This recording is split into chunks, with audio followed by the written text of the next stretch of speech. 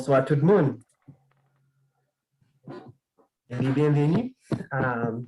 Jeudi, c'est un gros événement on a fait en partenariat.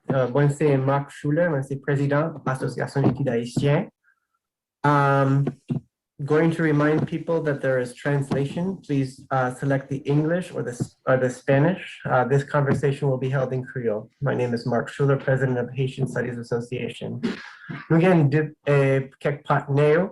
C'est NACLA, c'est North American Congress on Latin America. Nous avons notre partenaire qui est le AIBO Post. Et puis nous avons partenaire FIU, Kimberly Green, Latin American and Caribbean Center. Donc, c'est 4 organisations qui mettent les têtes nous ensemble pour nous organiser l'événement. Aujourd'hui, on a parlé de la situation Haïti, qui j'aime comprendre crise actuelle Haïti et puis politique solidarité. Nous avons un paquet de monde qui est là ensemble avec nous. Et puis chaque monde capable de qu'on est là, nous inviter Heather pour parler un petit bienvenue nommé NACLA. Heather?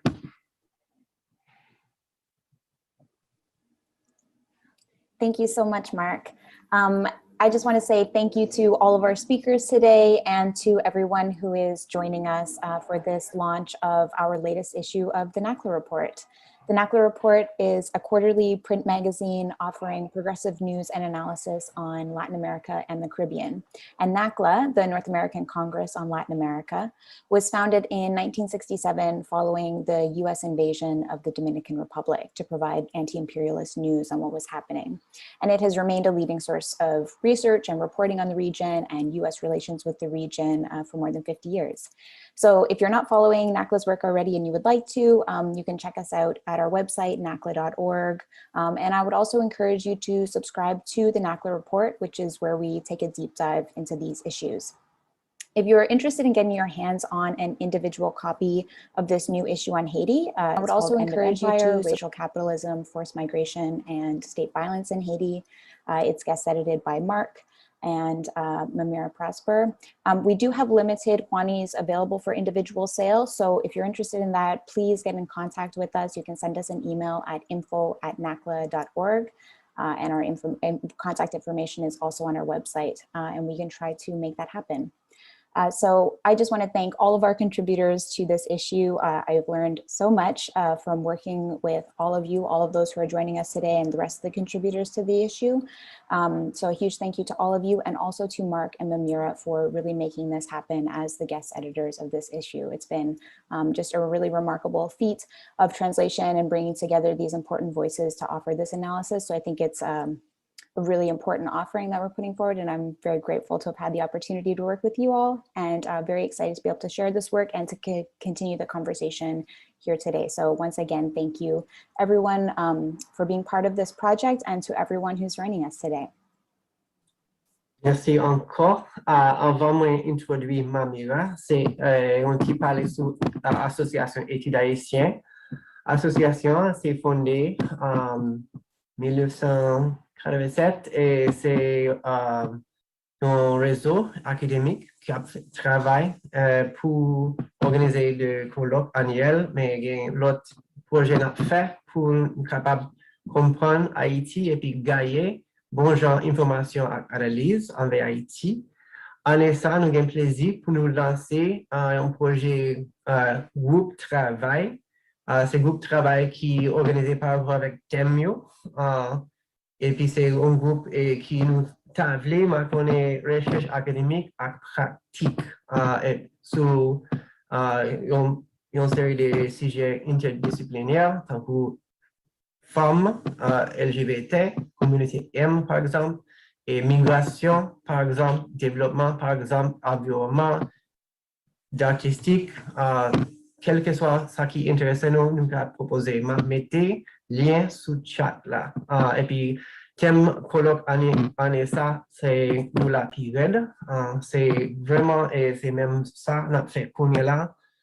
C'est en discuter ça que les crises. Et puis, moi, content d'introduire collègue moi, Mamira Prosper, c'est un membre conseil direction association. Et puis, c'est une collègue, c'est une co-éditrice numéro là. Donc, Mamira. Merci un peu, Marc. Merci, Heather, NACLA, HSA, Aïbou Post, LAC, na FIU, pour sponsorisation événement ça. Donc, Jean-Marc dit, moi-même, c'est Mamira Prosper et m'a servi comme modératrice à Soya. Mais avant de nous lancer discussion, moi, je voulais présenter nous et professeur, poète, auteur, Mehdi Chalmers, et qui pral fait une performance pour nous de un poème qu'il écrit qui est Les mauvais chemins. C'est un cofondateur magazine littéraire 360 et c'est un collaborateur tout démembré. Il y a plusieurs livres qu'il a publiés, dont Jaillir la solution en 2014. Et il y a tout à partir du mensonge, on l'autre texte qu'il a écrit en 2016. Et en 2019, on l'autre texte encore, Mer libre et autres lieux imaginaires. Donc, invitez-nous pour nous côté Mehdi Chalmers qui va lancer nous aujourd'hui dans l'événement ça. Mehdi, s'il vous plaît.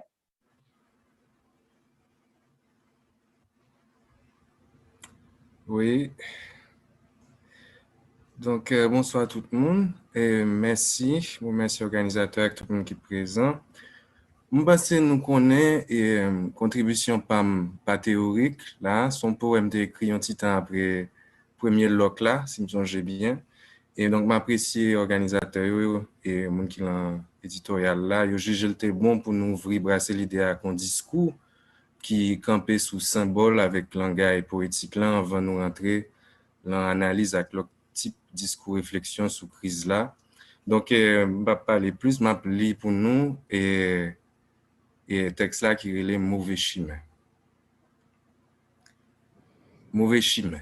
Bad roads. We're tired of getting the stick end of the stepfather's hands. One hand to nurture, one hand to torture. Wood carries no memories. We have will, even more will than rocks. Let's vote for pretty smiles drenched in blood, the Pied Piper as a plantain stab to the face. Why not?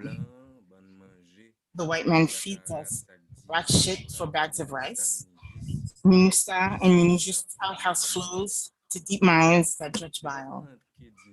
They never fail to point out how beautiful our land against our thin bellies.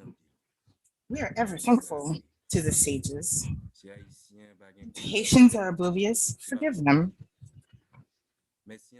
We are ever thankful. Show us the way through hunger's grip. Our children await our return with the pittance. Boss, said the pay is short this month. Be patient. The Lord needs new miracles, given this stale love. We lack the strength to sing his praises. Gnawing at dirt, mansions sprout. The ghetto carelessly sprawls. Government indifference fattens the stones. Is there enough debris left over for slingshots? Yes. Merci un peu. C'était Mehdi Chalmers qui t'a fait partager avec nous poème Nia. So that was Mehdi Chalmers sharing his poem that appears in this special issue of NACLA. The name of this poem is Bad Roads in English, Mouvishime in Creole.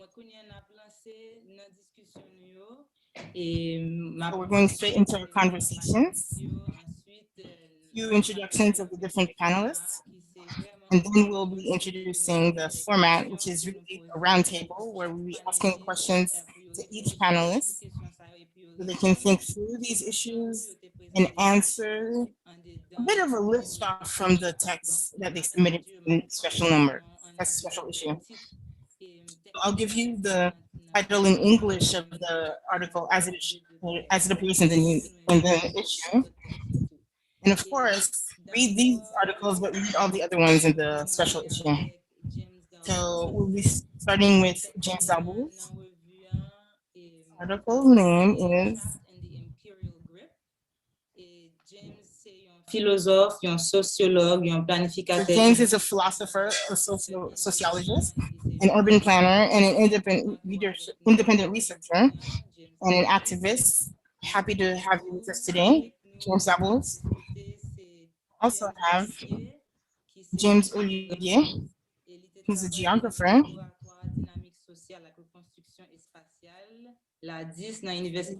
He worked with Ladis in the University of Paris 7 at Saint-Denis, and his research has been mostly on humanitarian responses in Haitian popular neighborhoods.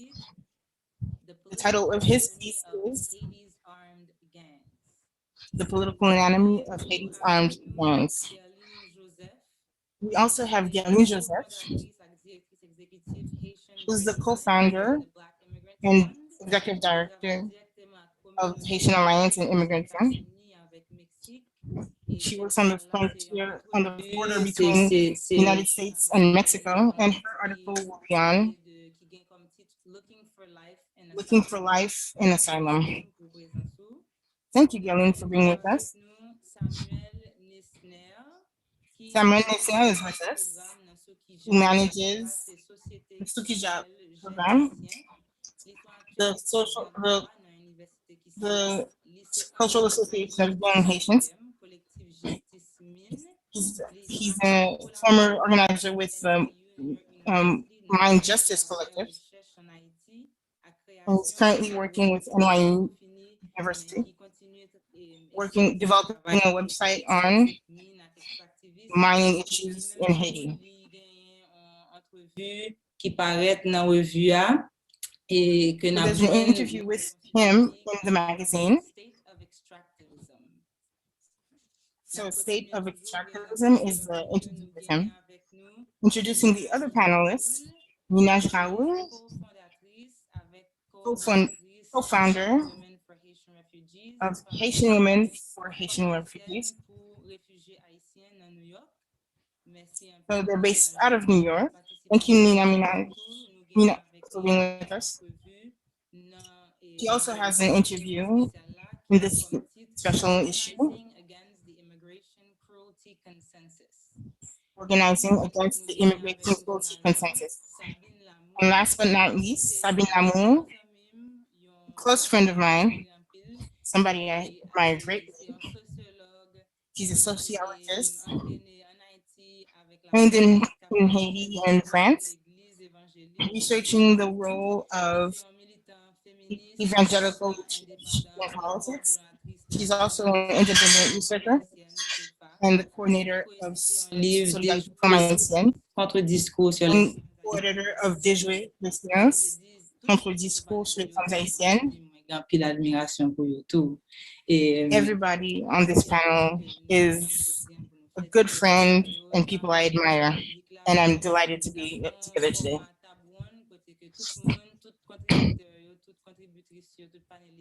So just to remind everyone, we'll be doing a roundtable. All the panelists will be in conversation.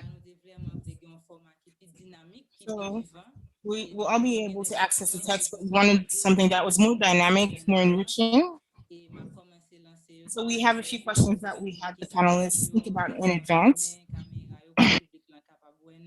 We're going to be asking the panelists to turn on their cameras and be patient because some of us are in Haiti. So we just want to make sure that at the beginning of the webinar that people will be able to see who's talking to us, even though a few of us won't be able to keep on our cameras throughout.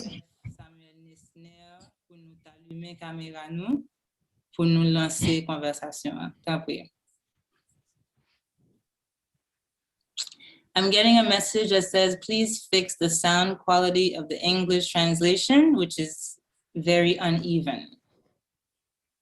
So if we could take a couple seconds to make sure that we're good.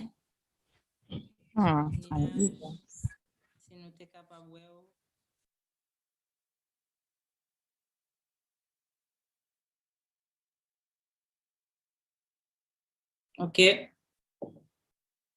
J'espère que son que nous arrivons joli au public qui a écouté en anglais. Bien entendez? OK? Donc, j'aimerais dire, nous t'ai pas préparé des questions, que nous t'ai partagé avec panélistes en avance, et chaque monde t'a choisi question que tu voulais aborder.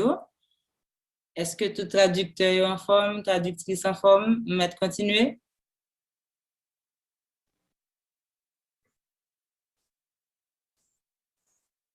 Ça va?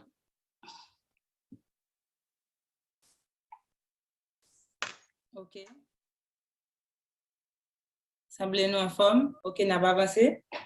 D'accord. Travail ça difficile, hein, on a essayé de faire traduction. This is hard work. We're trying to simultaneously interpret, but it's important because we want for the international public who speak English and Spanish to hear what we are saying. So please be patient so that we can have everything all set for interpretation.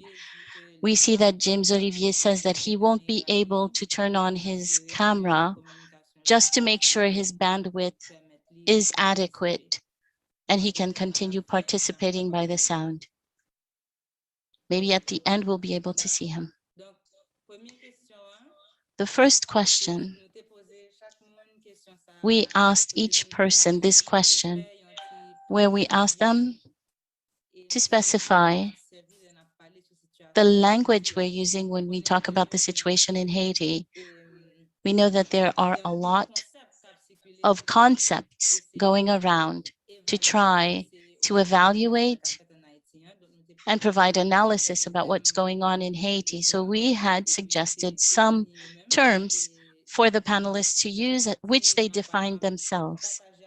So now I'm going to share with you the different terms that they use to define opposition. Some said civil society, human rights, democracy, solidarity, social justice, dictatorship, and crisis. These are many concepts that we hear around when people talk about what they see and how they understand what is being called the crisis, the constitutional crisis in Haiti. We asked the panelists to look at these terms to provide definitions or their critique of these concepts. So since everyone had a word to choose, we'll start maybe with Samuel, or we can choose to do otherwise. Mamira always chose me as the one to start. After I said your name, I figured if there's no objection from the other panelists, we're going to go ahead. I'm going to try. Okay. I'm very happy to be here with you, and I commend really these great efforts that the different organizations and colleagues have done trying to organize this session, but also to participate. I have noted how many people have come forth to participate in this debate this afternoon. I commend you for this effort, and I think that this is going to help us shed light on certain points. Looking quickly through the list of terms, there are several concepts that have already been chosen, but I think that we could look at the question of solidarity. And I would like for us to add a concept which is linked with what we're going to talk about, such as exploitation. I think that we could add that. There are a series of words that reflect what is going on right now in the country. I think that these words not just concepts. They seem innocent, but if we look deeply into it, we can see how the current reality has what I could call an attachment to these ideas, just like the other ideas of opposition, civil society, but there are various interpretations of these terms that sometimes does not really go along with what the reality is. Concepts that I try to look at, like solidarity. I think that many times, either in the way people talk about solidarity, whether they're Haitian citizens or foreigners or members of the diaspora, but especially when authorities, when officials are talking about solidarity, they talk about, for example, international solidarity without really looking at the true reality. What is the sense that this word solidarity should have? There are NGOs, sometimes multinational organizations that use these terms to manipulate the society and manipulate, especially the multinational organizations. They talk about helping, having solidarity. But if you don't give me solidarity that responds to the true problems that I'm living through, that really are based on the concrete reality of daily life of people in the society, this is not true solidarity.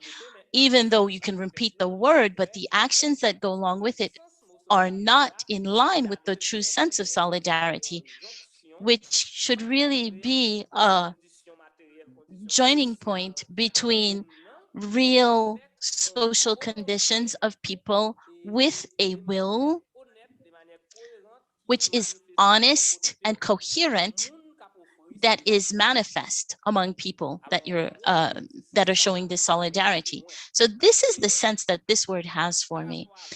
And in relation to the question of solidarity, in the case of Haiti and other places, you see that instead of solidarity that is being used, it's a form of exploitation that really comes forth as an action. For example, as activities are done within the communities, especially activities, like I said earlier, they create multinational projects, and we realize that this is not true solidarity, but this is exploitation of people's work, even though the sense of these concepts seem a little blurry as far as the way they are presented in the media. Thank you very much for that. Mami Ray saying, thank you, Samuel, and I was going to take the chance to Ninaj Raoul, because Ninaj also had this term that she wanted to define. Ninaj, this is Ninaj. As I agree with what Samuel just said, I am not going to repeat what he said. I'm going to talk maybe about another perspectives, like people who are living in the Haitian diaspora, even though I do not consider myself to be diaspora because I was not born in Haiti. I'm actually a descendant of Haitians, but I'm within the diaspora community. I live and work there. I think that when I think about solidarity and the reality in Haiti right now, I think that people who are participating in the social movement, when we talk about solidarity in the positive sense, not in terms of exploitation, as Samuel described just now, to say that we are here together in the fight, even though we're not on the actual soil of Haiti, we can still show solidarity, and we can express solidarity in different ways through their voice, their opinion, not an opinion that you keep for yourself, but that you speak out loud, because a voice and an opinion can make a difference. Often I see people just stay quiet, cross their arms and say nothing. Oh, this is too much for me. I can't deal with it. I'm not going to say anything. But instead of doing that, it's important to speak out on these issues. There are several ways a person could express solidarity, but what is most important is that you take responsibility and participate in the movement to bring change together, facing a situation that is not right. Thank you, Ninaj. I'm inviting the other panelists to define the concepts they've chosen. James Dabos.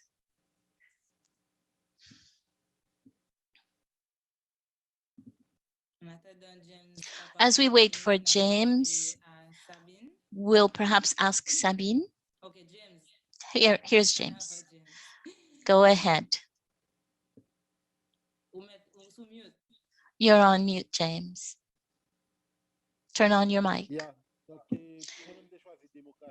I chose democracy because democracy is one of the notions that is a concept that is being talked about a lot these days. In Haiti, they've been selling us democracy. The international community and little offices and organizations that they have in civil society that are connected with NDI, NED, or who wish to reduce democracy to a question of organizing elections, any which kind of way, often in conditions that are nearly impossible, so that they could put in place people who almost are without any legitimacy, and with numbers, participation rates that are below last elections, for example, were below 20%. And the democracy is reduced to this. So that is why I chose the theme of democracy to analyze and take a look at as something which is fundamental for me to understand what the crisis is in Haiti right now. So for democracy, I came back to the etymological meaning of the term democracy, which is, as most of us know, from the Greek demos kratos. Demos is people, kratos is government or power.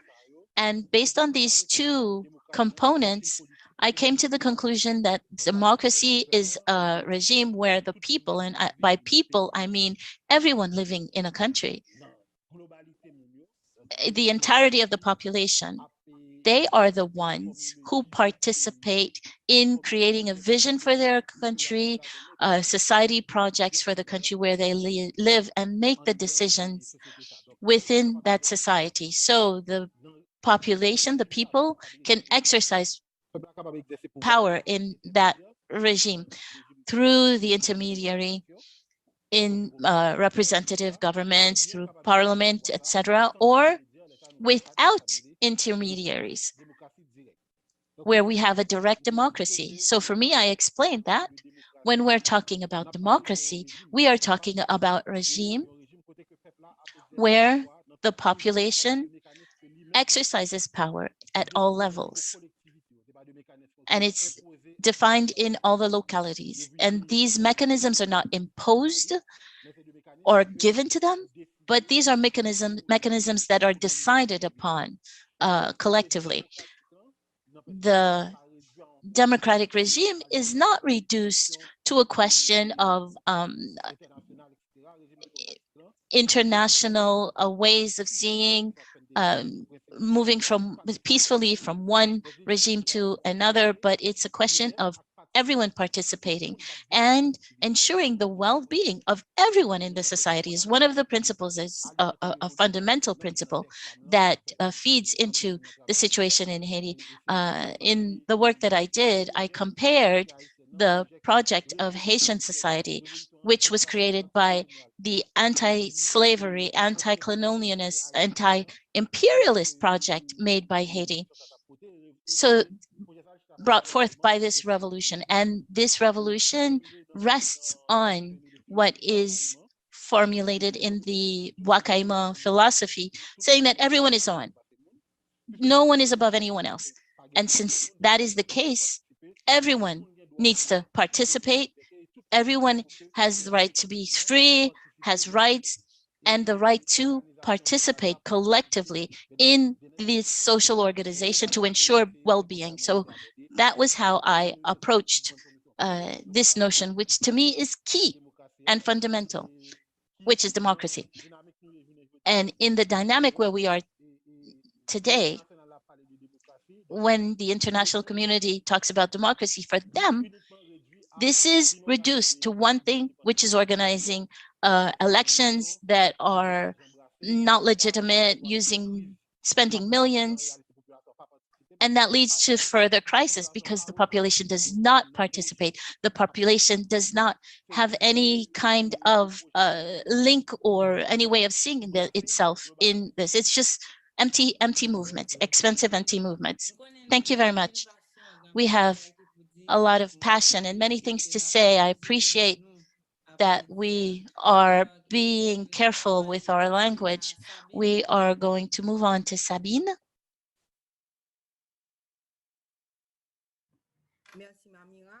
Thank you, Mamira. Hello, everyone. And hello to all the panelists that are with us here. The word I chose this afternoon is crisis, because for me, it's a word that I've been hearing since 1990, following on the news. It's a word that I grew up with, but I never understood what it means exactly in our reality, because for us, crisis is a temporary thing. You can't talk about a crisis where you don't see the beginning or the end of the situation. And as was said earlier, when we do not properly label the reality, that is problematic. For me, Haiti is not in a crisis situation. Haiti is going through a change in paradigm, meaning that the situation that we're living through right now, if we look at what was going on before the Americans arrived in 1915, it is not very different. And the situation that we thought we had after the occupation, which ended in 1934, it's a situation where a number of institutions were imposed on Haiti, and they were working, whether the General Hospital, the tax collection agency. These institutions date from 1915, and they were created by Americans at that time. But right now we are in a situation where the Haitian population doesn't talk about crisis, and now they're talking about changing the paradigm. Would this not also mean that all these situations that are in crisis, this doesn't have to do with the fact that we are in a society, and the crisis, essentially, if we look at it, it started in 1806 with the death of Dessalines, because the different fundamentals were not thought about. Distributing wealth. If we're going to overturn the cooking pot, so to speak, we're going to find a different way to cook. We can't find ourselves in a situation where there are fundamental problems about how to construct a society, how to imagine how we build a society. What linkages will we have between ourselves as citizens, whatever your position in a society? This was never fundamentally discussed. And at that moment, when we have a crisis, it seems as though we have an organism that's sick, we do a little something, we try to do a little something, have elections, we change the heads of the government, we change the army, we change the heads of the police, but the fundamentals, have they ever been addressed? People who are getting rich in the society, that are producing resources in the society, at what point in the society do we talk about these people? When do we talk about social justice? And when we talk about social justice, we talk about what kind of governance regime will we have in the society. So the question of human rights arises. So starting from a perspective where we see we are in crisis, that means that at one point you have a sick body in front of you. It's not the immune system that fell apart, but it's as if the person has a little problem. You just give them a little antibiotic and everything will be okay. We need to come out of that vocabulary. We may create our own vocabulary because we also have to say that this is connoted with a political regime, which is a democracy that we've been going through since 1986. We do not have the opportunity at one point to say, this is what we want. This is what Haitians want. A way for them to live within the society, whether it's people that are telling us we are in a situation where we want a change or overturning the cooking pot. Everyone is saying the same thing. But if we admit that we are in a crisis situation, we do not have elements where we sit together and talk about on the national level to say, this is how we want Haiti to be. For me, this is the word that is the most manipulated. And I talk about political upheaval, which we've been going through since 1986. And through this upheaval, these are wake-up calls from the society, because when we have these wake-up calls, the masses threaten to take action on the political scene. And these solutions are solutions that say, well, let's not go all the way to that point. We have to take into account all these people who never had a voice, who have their own discourse, who have their own lives. And at one point, they proposed a number of institutions, whether they have their language, they have their system of spirituality, which is Vodou, they have their own thing. But these are all questions that we say, oh, they are not good. We put them aside in the society. But when we look at it, are we in a crisis situation, or are we facing a number of people that are the majority in the society, where the minority are imposing their vision of the world so that they can continue living in the society? This is how I see the question. I don't think that Haiti is in a crisis situation. I think that we are, at one point, we imagine in a fight for strength in the society, and there are imaginary things that we imagine within the society that have a role too, and it's the majority that have their own way of seeing things. So there's this clash between the imaginaire, the way we imagine the society, and for us to say that we are in crisis, I don't call it a crisis, I call it political upheaval that we need to address. They are fundamental questions about how to distribute wealth. Who is a person in this society?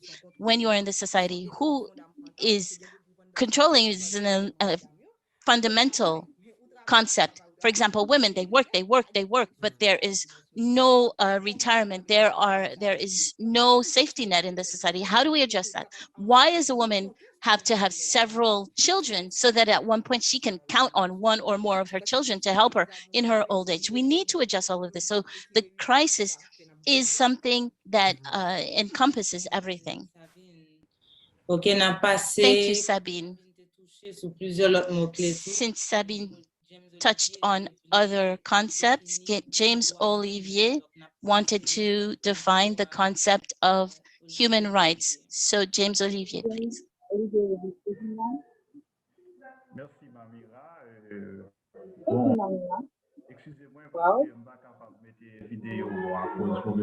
sorry I can't turn on my video.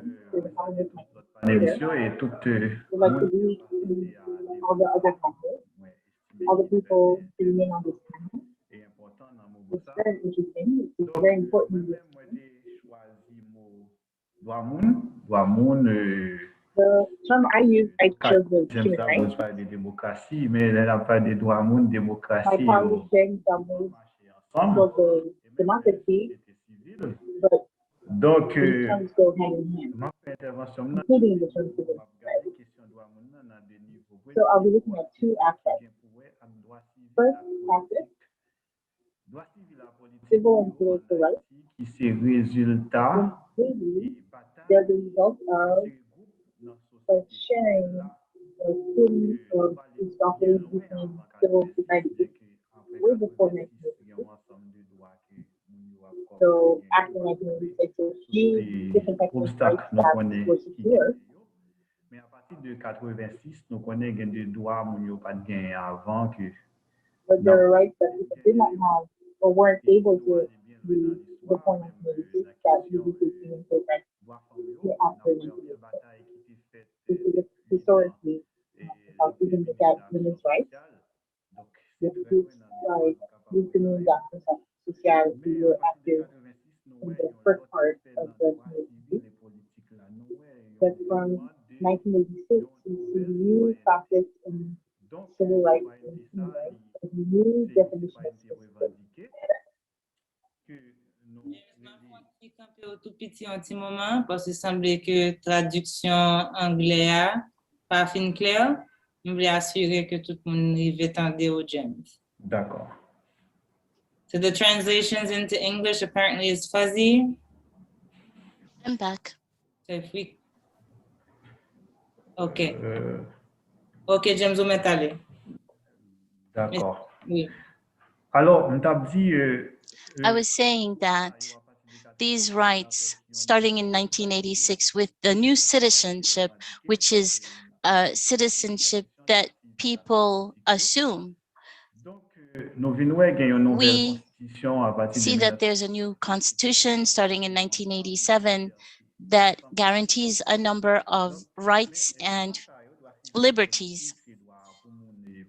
These rights are rights to participate in choosing their leaders. But for the past few years, we see that these rights really have not been respected in the country. If we look at something simpler, like the right for every person to have an identity, where people are living in an unclear legal situation, people do not have birth certificates, that's a problem. And today, as we talk about elections, there's an issue of national IDs that people need. There are people, if they need to go to the bank to receive a transfer, they can't receive it because they do not have that new ID card. So if these rights are not respected, on the second level, we can talk about social rights, socioeconomic rights. And they are rights that have never been respected in the country. For people to have a place to live, work, find a decent hospital to go to, have work, etc. To have free time activities. When we look at things today, someone who's living in Port-au-Prince, what kind of free time, free activities that do they have? These rights are not respected. But in these questions, when we enter into another concept, for example, when talking about no man's lands, they want to have us believe that these are places where there are people that are bandits, and it's just terrifying. But in these no man's lands, as they have been identified, there are people who live there. Do these people have rights? So we were able to accept the concept of the no man's land. These people that live in these neighborhoods are considered as people who do not have rights. So these are areas where there are people who do not have rights. They don't have the right to healthcare, education. They don't have the right to get a job, housing. So these rights that are not guaranteed, we can question the concept of democracy as spoken to by James Dalbouz. We can't talk about democracy if we do not have rights. So I think that based on these considerations, to come back to the issue of the crisis, we are facing a citizenship crisis, because the citizen is not just a person who has political rights, but there are other rights. If the person's rights are not guaranteed, and if we are in a situation of crisis of citizenship, we can say that we have electoral citizenship in Haiti. We recognize that as a citizen, my only use is to participate in elections. But there are a number of rights that are not being respected. So that's how I see the question of rights. This is a very good and profound analysis. We already have a number of questions that are cropping up. They are asking for specifics. We will get to you as soon as we can, but we are going to ask Galine Joseph to define her term before we continue and move on to the questions. Galine? Thank you very much, everyone. I don't know how we are going to follow the kind of rich information that we've already heard, but I wanted to talk about human rights. And I wanted to come back to the reason why we have a country called Haiti. We have a people called the Haitian people. The reason why we have a nation, which is the nation of Haiti, it's because we have always fought for human rights. The slaves understood that staying in the condition of slavery did not give people access to human rights. And for ourselves, we needed human rights, and we had to come together, and with the enslaved people that came from different villages, different countries, different places from the African continent, who came to Haiti, who worked together with the indigenous people so that we could create a new nation, a new people, because we were fighting for human rights. And we see now that the conditions at which things have arrived, we can turn around and look at the same issue of human rights. In the past weeks, we've seen a lot of hashtags, Free Haiti. And this is deliverance that I see as deliverance for human rights. What does this mean? What access do people have to right to the education, the right to healthcare, the right to fight against violence on women, on men, on people for their sexual orientation? And the human rights is why we keep fighting. This is why the country has come into existence, and it's something primordial that we can stand on and be able to move forward in the society. If we have a country that does not stand up, that is not based on human rights, all the other issues will fall into problems, as we see now. So I focus more on migration issues. What is the cause that makes people leave their country, take dangerous paths to go look for life elsewhere? It's because they do not have a lot of causes that create disruption, as we said, on the national territory that does not have anything to human rights. How are we going to address the issue of human rights? How are we going to correct it and find a way so that we can create a system that is based on human rights, that is based on the rights of people, so that we can really place the country on a road that is more reliable and solid? We always hear people say that Haiti is a poor country. Why is Haiti poor? It's because we fought for human rights. Because what countries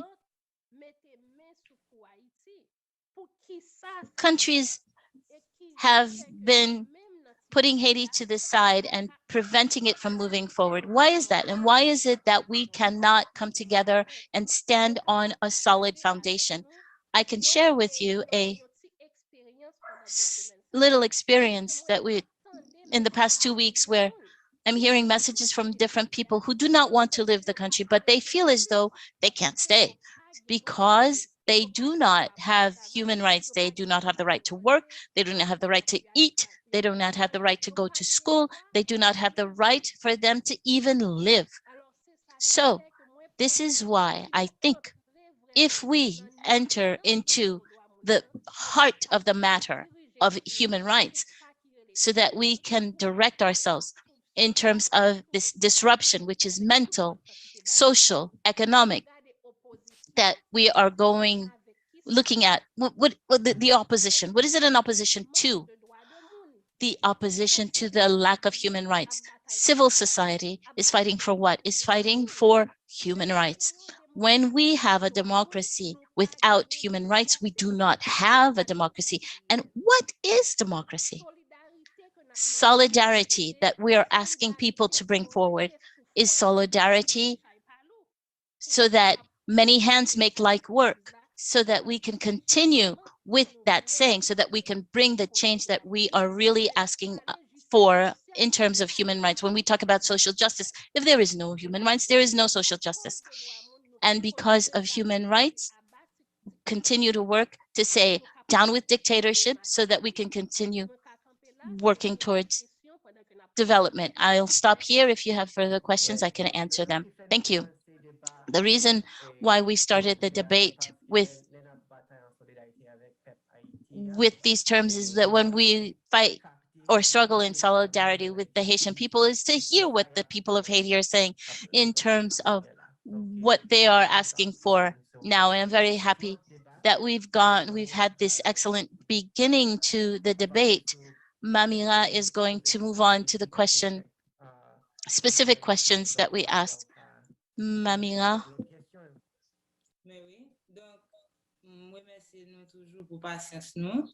Thank you again for your patience, for what has been said by the panelists. There are questions that are being asked, and the public, our audience is asking us to make more specific our definition of the crisis. And the crisis the term is not appropriate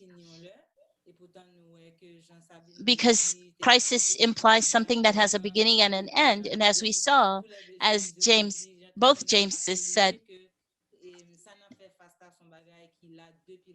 what we are going through now is an ongoing situation.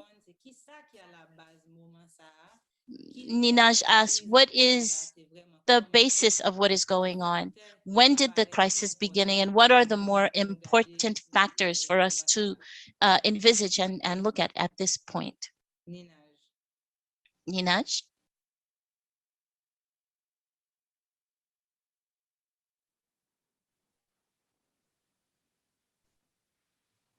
Bon. Nous sommes numéro 3 sur violence, right? Numéro 3. Okay. Number 3. Numéro 3 qui dit qui le The question is, oui, tout le monde a parlé de everyone is talking. Was that the question about the crisis that you? But I think that it's a question that warrants development. Ninaj, the question that you had chosen is, when did this crisis situation begin? When we talk about this crisis, I always look at it. I look at the foundation, the beginning of the country, because when the enslaved people organized to throw the colonialists out, it was a problem for other countries that were slave countries.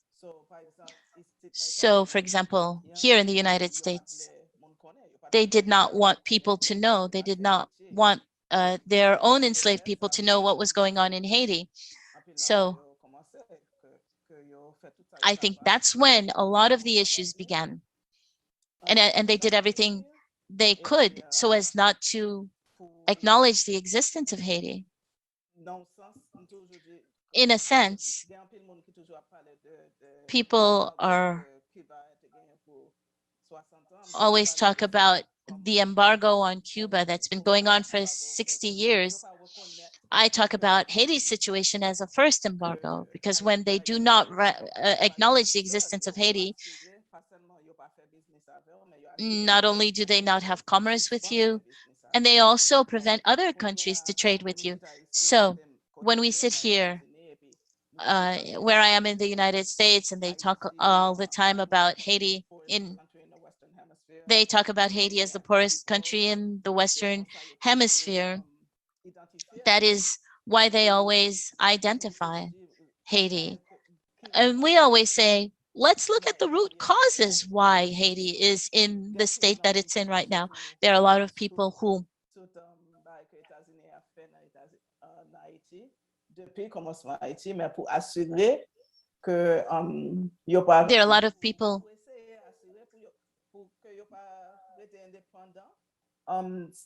who do not look at the way the United States did whatever it could to prevent Haiti from truly being independent, and they did not recognize Haiti's independence until 6 years after it was independent. And we can continue talking about all the ways the United States continues to go back to Haiti to exploit the country. To this day, these are the root causes of the problems that are about nowadays.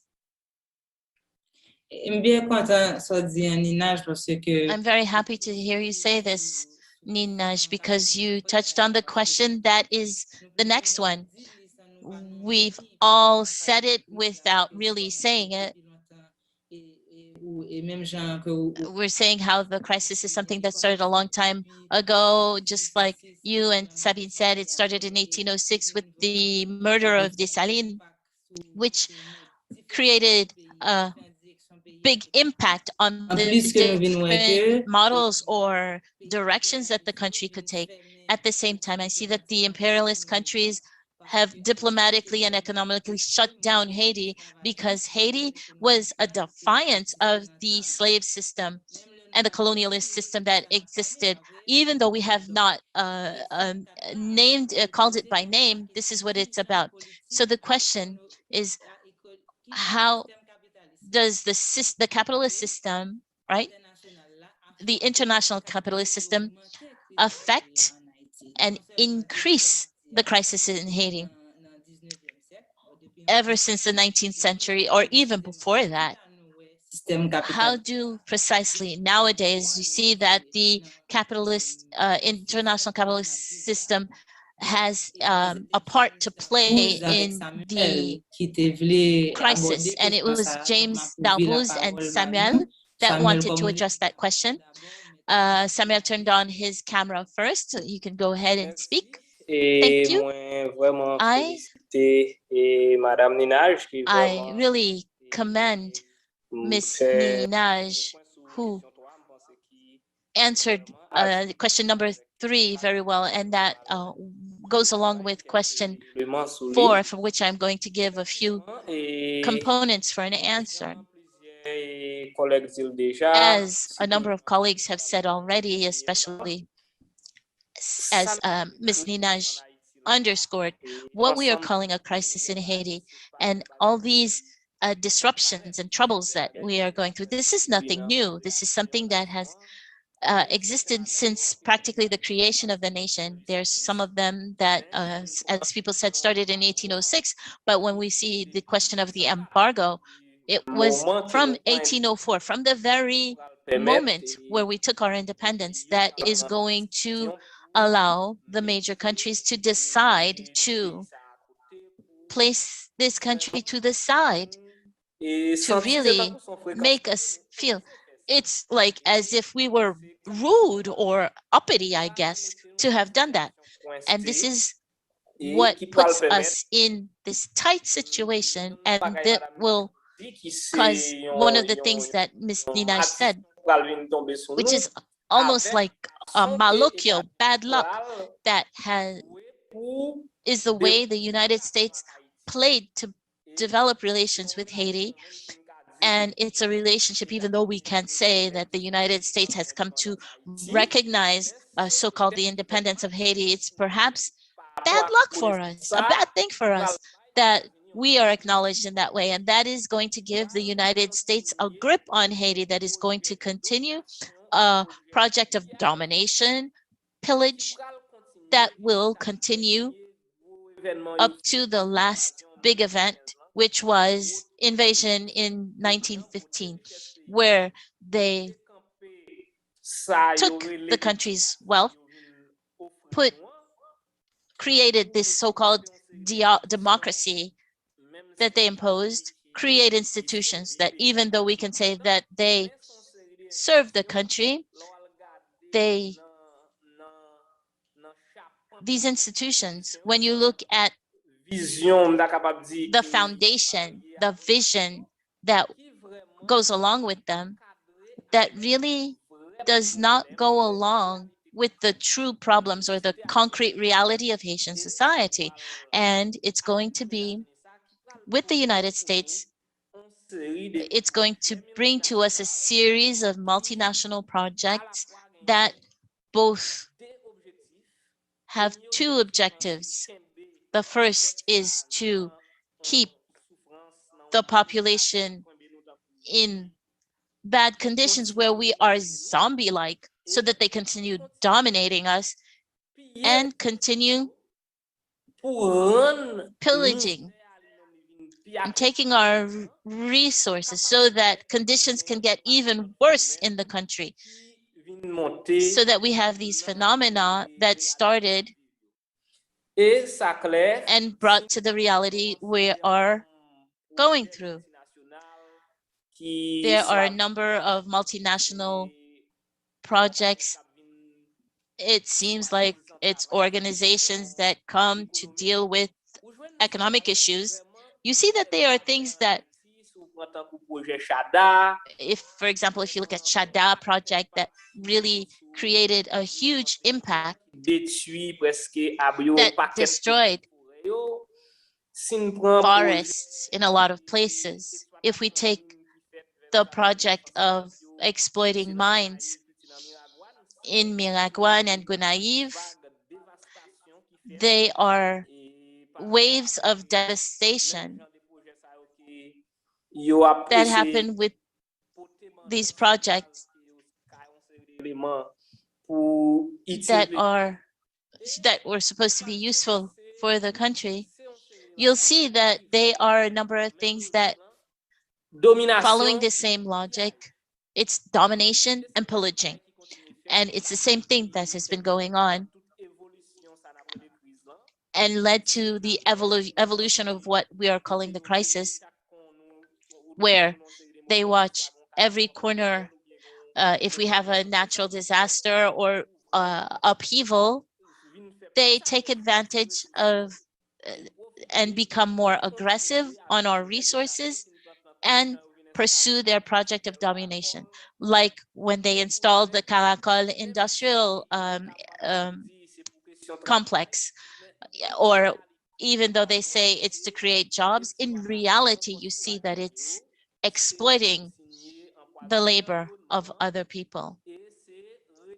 It's poisoning the environment and destroying lands that could produce food and create these industrial complexes. These are things that do not match with the real public policy that is in accordance with the country's reality. It's the same thing when we look at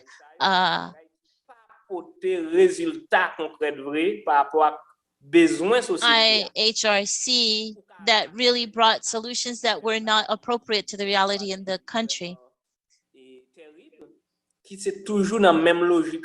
And this all follows the same logic. We can say not just in the United States, but how it controls international NGOs, they also have, they are linked with Haitian oligarchy and the way they allow people who are in collusion with them and do whatever they say. Despite these crises, you see that the government is going to deliver land to create free trade areas for industries so that the wealthy can create their industry. And this is removing land from farmers who could use them to produce food.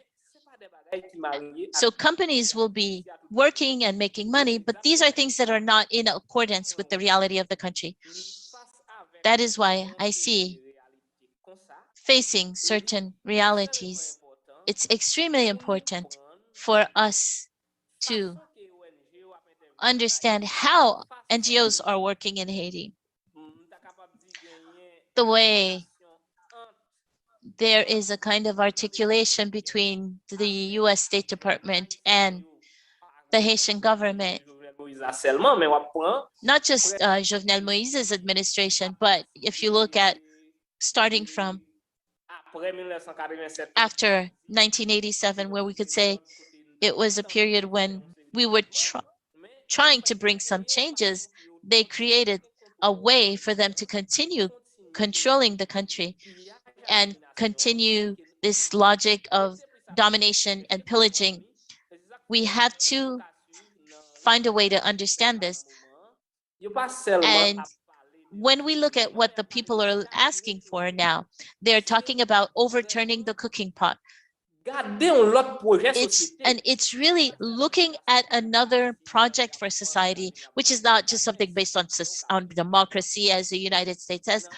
We see that the population does not believe in anything that the United States, more specifically the State Department, can bring that is going to change the reality that they're living in. And you can look throughout the whole history. We don't have a lot of time to be more specific on the actions of the United States and the role it has played in placing Haiti in its current situation.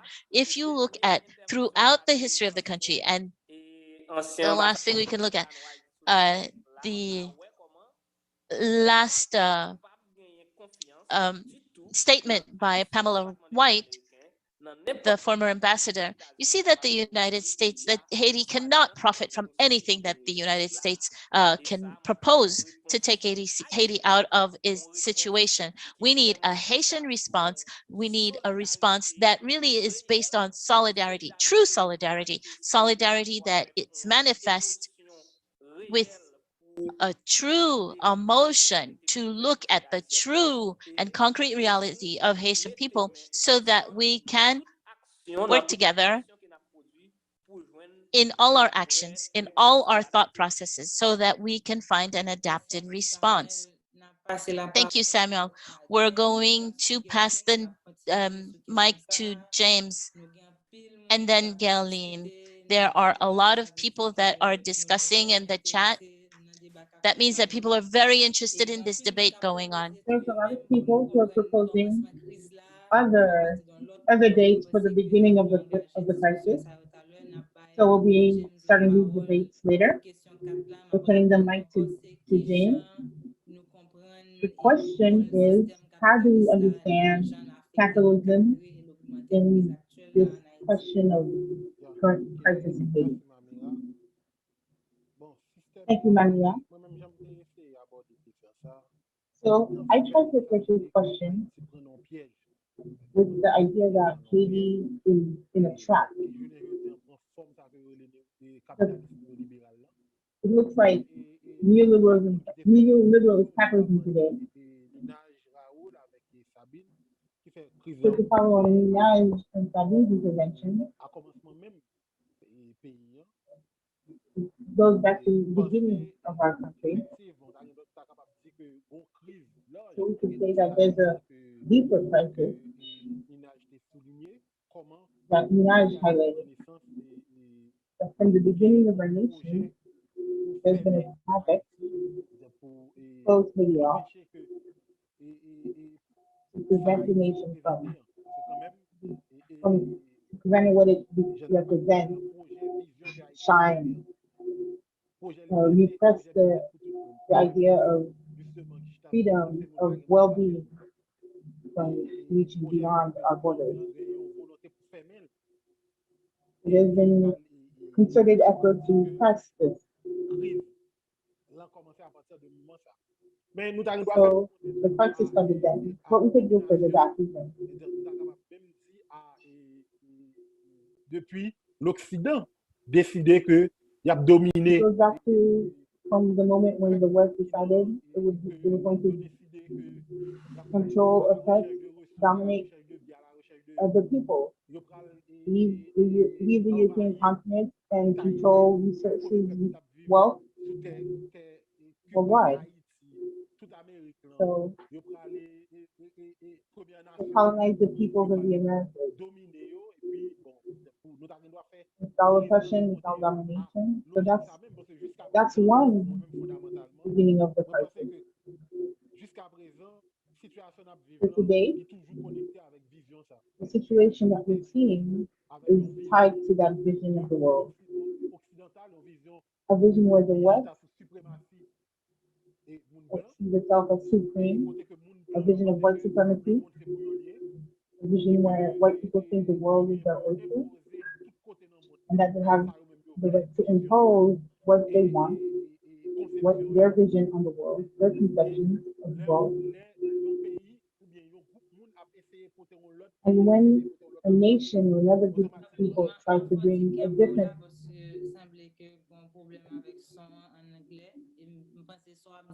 tellement important, nous pas cap quitter ça perdu. Donc, est-ce que can the translators in English? Yeah, I'm back. Some trouble, please resolve. People are saying that there's an issue with the sound, and I think that we don't want to miss anything from anyone, but certainly this moment is, I think, answering some of the questions already. Non, il y a déjà lu. Ok, vous souhaitez qu'à juste font-ils reprendre. If you can go back. En termes de si nous fait on recule plus loin toujours. If we go further back, I was saying that we can even define the crisis as even older. We can go back. The conquistadors, when they first arrived, and they came and they saw people living on their land. They found the people with their organizations and their practices, and they decided to dominate these people and exterminate, not just in Haiti. Because when we talk about Haiti,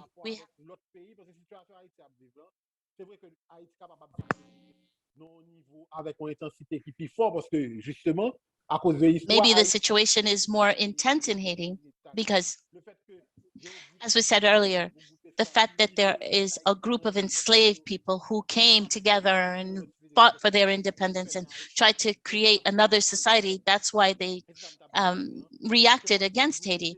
It's not just Haiti, and I always say that when we look at the situation in Haiti, we have to put it in relationship in the logic of the world.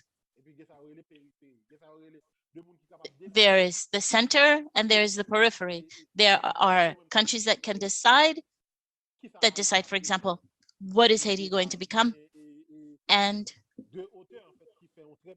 there are two authors, Robert Maguire and Scott Friedman, that wrote a wonderful book in Empire and Sovereignty. There is what we can call an elite. There are people, like in the case of Haiti, it's not the population of Haiti that has the sovereignty in Haiti. They are not the ones that decide for Haiti in terms of the project that they want to put together for the country. For example, it's Bill Clinton and others that are deciding what Haiti is going to become. What are we doing in terms of economic issues?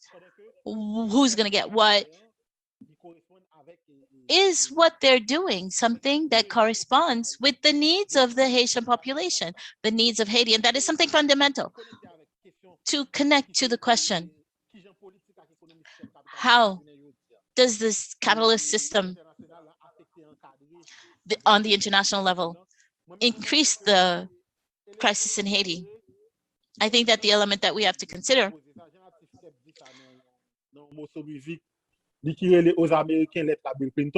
as Keb said in a song, in an album that came out in 2017, he says that our misery in Haiti is horse medicine that came from elsewhere, meaning the United States, that killed us dead, for us to not feel as though we're people, for us to disappear. And that's what he says. I found that that song is very expressive of what it is, because at the start of the video for this song, Cab shows that after the January 12th earthquake in 2010, he shows Bill Clinton speaking in the context of a natural disaster. So many people died. Bill Clinton comes as a representative. He says that everyone is here to make money, and he doesn't think it's a bad thing for people to try to make money in this situation. And he says this without any kind of self-consciousness. And it's absolutely understandable that in this situation of a disaster, people are there to find out how can they make money. And he thinks that it's people are there to, it's okay. There are a lot of people who want to speak, and at least 12 questions.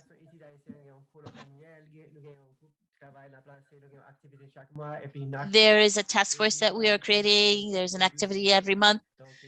And in the review, there are more than a dozen articles. So we can't cover all this ground in 2 hours. Maybe to conclude, James, really quickly, what I was saying is that the situation that we are going through in Haiti specifically, and we're going to see similarities and see how they look like since the 70s and 80s, 1970s and 80s, we have been living through a neoliberal paradigm. All the social movements in Haiti that are resisting, trying to see how we can find new projects to apply in the countries. And James Olivier had said this in the 1987 Constitution. There is a Haitian project, a national project, which is decentralization, deconcentration, participation. And despite all these efforts, it's always American imperialism, the empire, just like they did in 1828, that with the Monroe Doctrine, that everything in the Americas, all the other countries in the Americas, their destiny should be decided on by the United States. So we have this neoliberal paradigm since the 1970s, where the United States imposed in Haiti and in other countries. And in September 1973, in Chile, with the Chilean army, the United States was in collusion to overthrow a democratically elected government headed by Salvador Allende. Allende was a socialist. He was an activist who thought that money should be after people. The rights of people should prime over monetary issues. The United States installed a terror regime. There was genocide, torture, rape in Chile, almost the same as what is going on in Haiti. So the questions of human rights, violating human rights, murder, torture, and rape were daily occurrences in Chile. Pinochet spent 17 years in power in Chile, and he will invite the Chicago boys, including Friedman. I'm sorry, the interpreter cannot hear. Here, we don't have. Oui, to develop. Mais n'a juste signalé Marquis libéral dans station principe qui c'est investissement particulier dans tout domaine. Vous avez dit quelque chose à besoin. I'm sorry, the interpreter isn't able to understand. We had to work our way out so that we can find everything is business in this new reality, and everything is the market. The market is king and dominates. This is probably the worst system, where the managers and leaders of the system are only interested in money. And that's what Bill Clinton was saying after the earthquake. The Chicago boys privatized everything. In Chile, they dismantled, just like in Haiti. Nowadays, it's a country that is completely in tatters. There's nothing. Everything is turned into business. Haiti does not produce weapons, but 500,000 weapons are circulating in the country coming from the United States. So that has become a market. Munitions, people's lives don't represent anything. Kidnapping, you're negotiating your very life. And this is practically the criminal economic logic of what I would call paramilitary capitalism in the context of Haiti that is unfolding in the neoliberal logic. Professor Dalbouz, we're all here. We have a lot of things that we want to say, and I'm very happy that you were able to address the question of weapons circulating in the country, because it's an example where the capitalist system is interested in making money even at the cost of suffering among other people. So certainly to end this question, which is a big question that has led to a lot of debate, we're going to ask Yaline Joseph, who wanted to answer this question, to share a few words with us. This question already has this massive amount of information that the colleagues shared. Thank you, Professor Dalbouz, as you enter into the heart of the issue. I can give a few small examples because we don't have any more time left. We have other countrymen who underscored the fact that we see the economic relation, the socio-economic relation between Haiti and other major countries. We can just focus on the United States right now. We can talk about the issue of rice, where as aid, which is not real aid, how that destroyed the country and placed it in its current crisis position. If people in Altibonite cannot plant rice to sell so that they can send their kids to the school, so that they can improve their lives, they have to go out and look for a way to make a living. But why is that? It's because the major powers came with their rice, which they imposed on the country, and that completely destroyed the rice sector in Haiti. Now it's peanuts, where ever since we were children in Haiti, we know that peanuts and frisco is something that we all have. That was part of our thing as school kids. These countries that so-called help Haiti and peanut farmers so that they have infrastructure and have better yields, what do? They come with things from the outside, where we are obligated, forced. The small peanut farmers in Haiti, they have to buy things that are modified, and that came and destroyed agriculture. Now, coffee, same thing. The economic relation, where they say they're providing assistance to Haiti, is this assistance that has been destroying the country and placed us in this situation. That is why we are talking about violence, internal violence, and external violence. This is why we are saying down with all these forms of violence. That's all I wanted to add, because I know we don't have a lot of time. Thank you very much, Galine. We are reminding everyone, as we said earlier, that we have a whole special issue where we can look at the articles in full detail. The articles are in English, it's true, but I also want to say that we have an agreement with Aibo Post. They are going to publish these articles in French and Creole. And maybe we can see if we can translate it into Spanish, because it seems there are a lot of people who need this analysis and information in Spanish as well.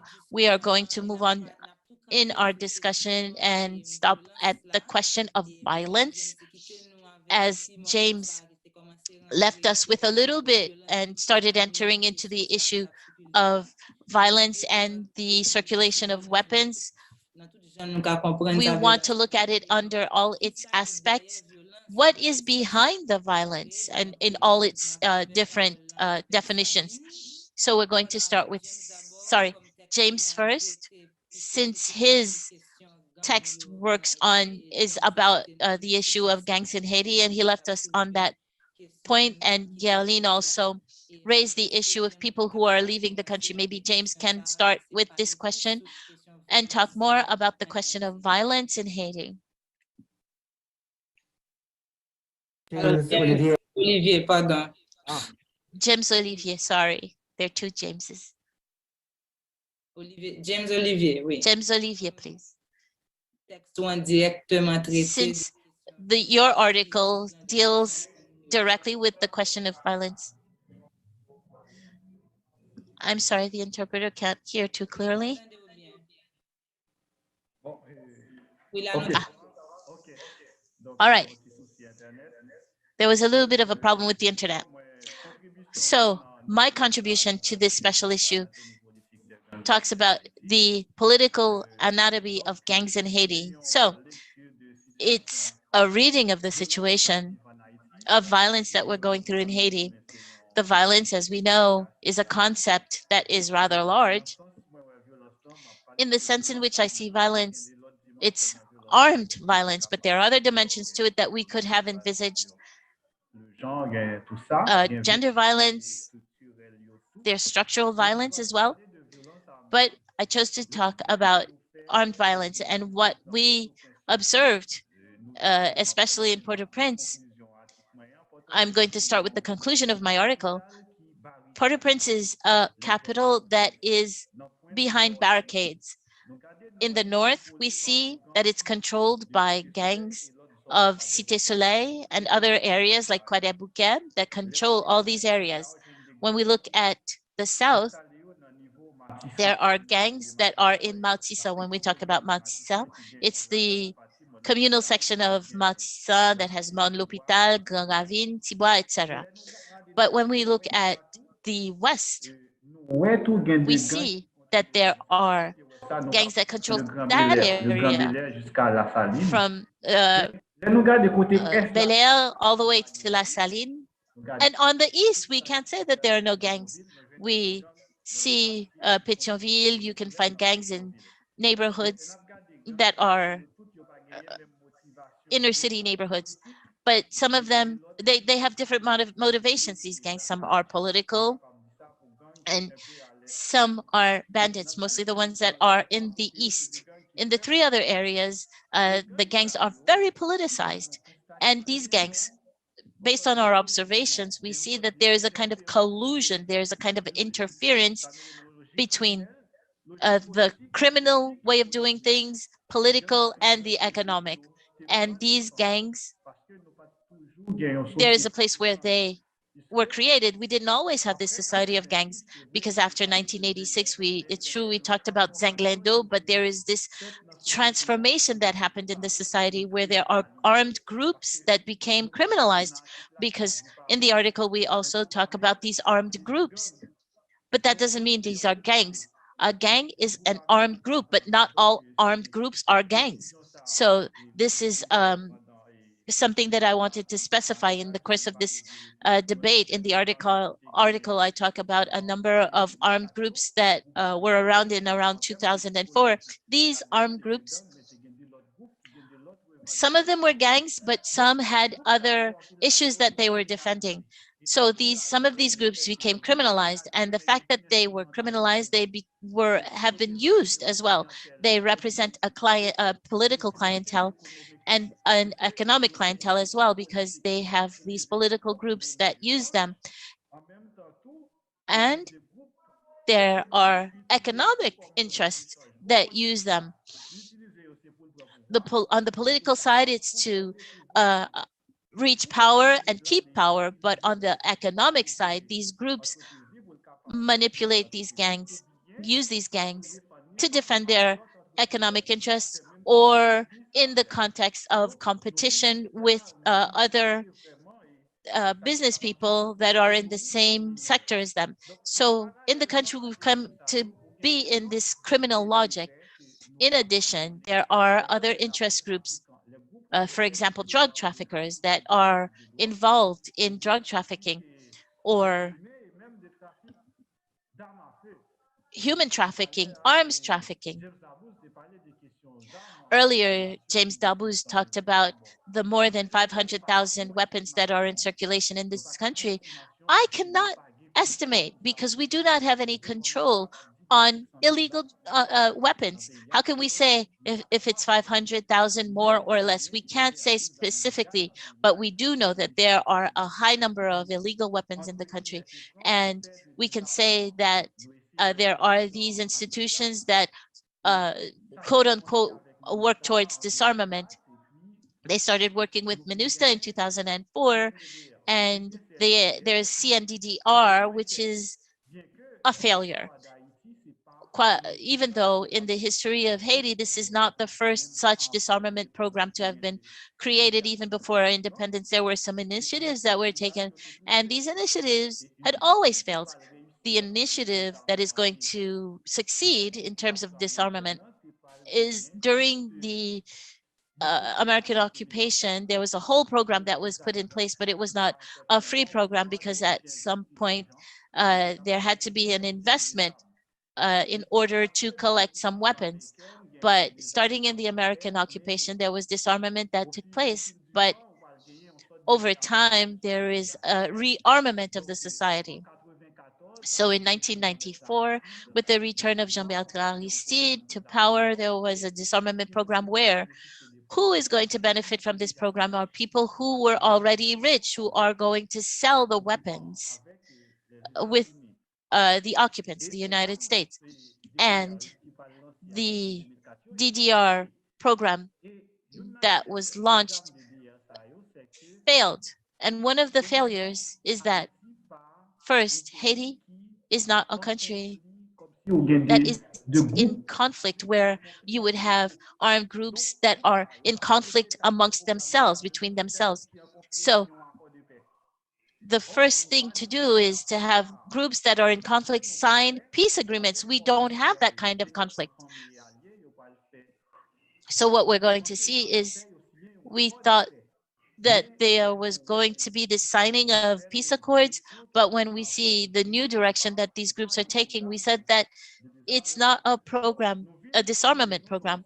So we came to find ourselves in a situation of violence, not just a situation of armed violence, but structural violence, where that allows groups that were not violent, they fall into armed violence.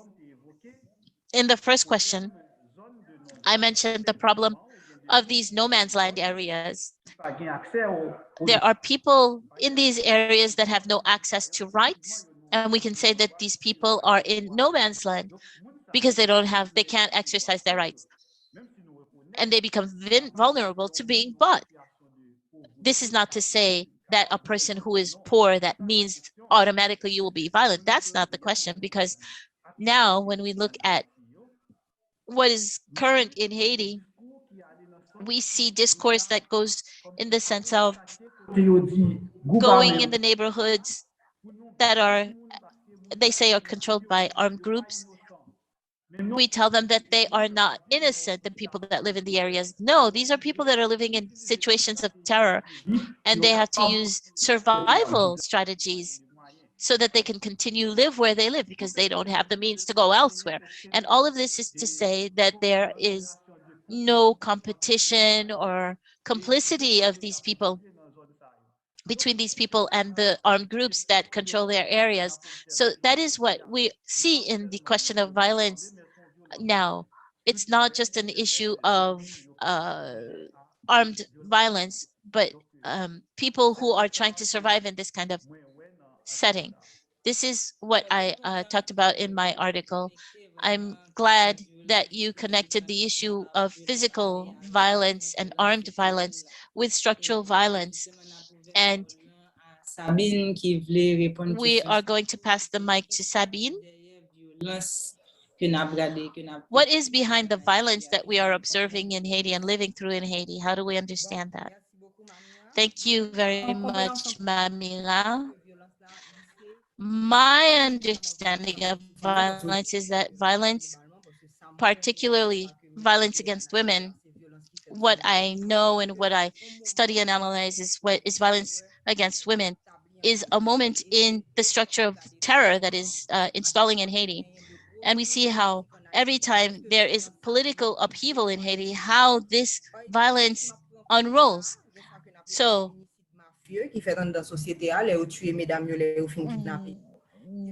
when women are murdered in political situations, and since 2006 up to 2021, 2006 was the time when we had mafia killings of women. That was the first case. What was it called again? It was a woman whose last name was Katia, I think Demosten, I'll find the name, who was one of the first times when we saw they took a young woman, they killed her, and they threw on a pile of garbage. So whenever there's this big political upheaval, we were close to 2004, there were serious political conflicts in the country. And at that point, we see that the justice system has a harder and harder time to deal with this. In 1991, there were gang rapes, collective rapes that occurred, and the political message was a means of terror to keep a number of women who were in the inner city neighborhoods that were fighting for constitutional order in that time period. During the military people, there were a lot of people in the military who took part in this kind of violence against the population. And now they have been, they were ninjas at that time. They were attaché is what they called them. And now it seems as though they have been turned into innocent people. And it seems as though the woman's body is a territory where fight occurs between, or war occurs between men. And in these inner city neighborhoods or in other areas of the society,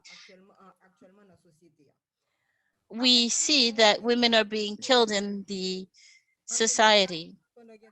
In 2004, we also saw during this political upheaval that caused Aristide to leave power under international pressure, there were a number of things that Aristide was doing that caused him to have to leave.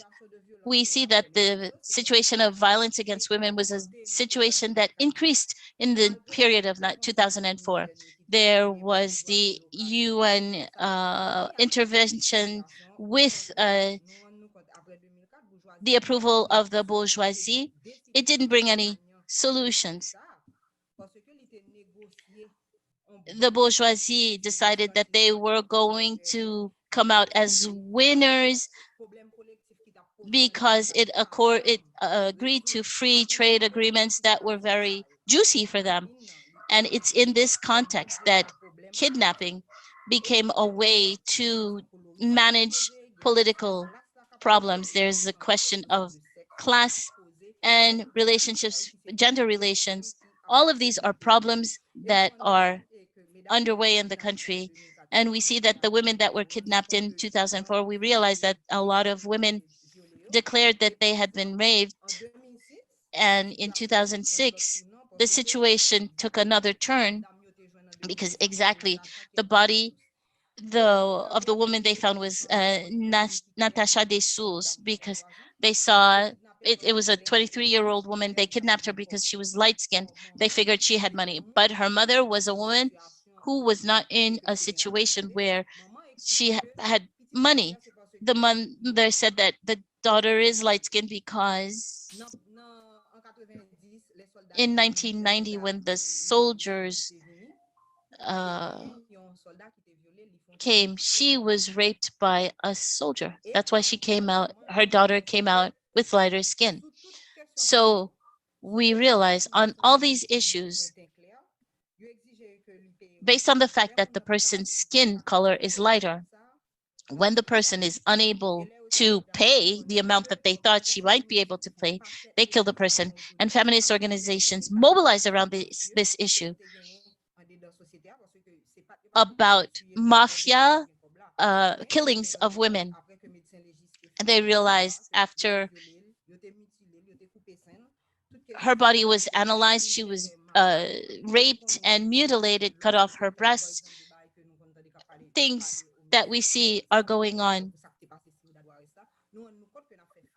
For example, in Mexico with Ciudad Juarez, we see that we're facing the same kind of situation. We came to realize also that MINUSTA at the same time, which is called a stabilization force, MINUSTA itself is partaking in rape of young women and young men, and also bringing disease to the society that were not there. So we are in a situation where there is a set of relations, power relations in their brutality. We're seeing how they are becoming a reality within Haitian society. And we see when we accompany the families, nothing came out of the investigation of the murder and torture and rape of Natasha. Years later, we see that the same kind of crime occurs again. In 2016, it was a period when there was electoral upheaval. It was time when it was the transition between President Martelly to Mr. Moïse. It was a young agronomist, Miss Maville, who was a student of agronomy in Quisqueya University. She was raped, tortured, kidnapped, and they asked for money, even though the parents were trying to find the money to pay them. This is a major woman killing by the mafia in Haitian society. And to this day, we never found any word on this issue. What happened exactly since 2016? And more recently, there was Evelyn Sincere, her case. In that situation, we realized that whenever the crisis becomes more serious, the international community proposes solutions. They send these stabilization, quote unquote, forces, and they make this crisis even more serious. Whether it's gangs or kidnappings, they become aggravated. And we see how women are the ones that are paying a heavy price for this kind of situation within the society. All of these questions, we realize that all our leaders are leaders that are anti-feminist, and they have discourse, as I said in the article. If you go look at the article, how this discourse is constructed, if we look at the way, the discourse that should help us understand this cycle of violence against women, we see that it's the same way that the government puts together a structure of violence in insulting, using bad words, so that on the national scale, people cannot really voice their grievances, where the violence of the words is so strong, you can't even imagine that someone can respond in that way. And then they move on to action, which is rape, massacres, stealing land. All of this shows that we are not in children's play here. It's a whole structure where there are what we call legal bandits. It's a way of living, a way of dynamic in the politics that is bringing us to the situation that we're living, and women are paying a very, very heavy price for it. Thank you, Sabine. We are going to go on to Gerline and then Ninaj to end on this question. We don't have a lot of time left, but we would like to answer the other questions. Galine, can you answer? Thank you. I was going to do a long detour on the issue of violence, but I'm going to simply say a few words, and I'm going to let the other members of the panel speak. Afterwards, we can sit down and think about these things. We're talking about internal violence and external violence, mental violence, bodily violence, institutional violence, constitutional violence, violence against women, collective violence, social violence, gender violence, domestic violence, democratic violence, violence of destabilization, medical violence, desocializing violence, agricultural violence, verbal violence. When we sit down to see what position we are in Haiti and in all the other places as well, let's think about what these types of violence, what role do they play that have led us to this situation? Thank you, Ninaj. Thank you, Sabine and Galine, for the fact that you talked about these different types of violence. With refugee issues for the past 30 years, I have noticed another practice of violence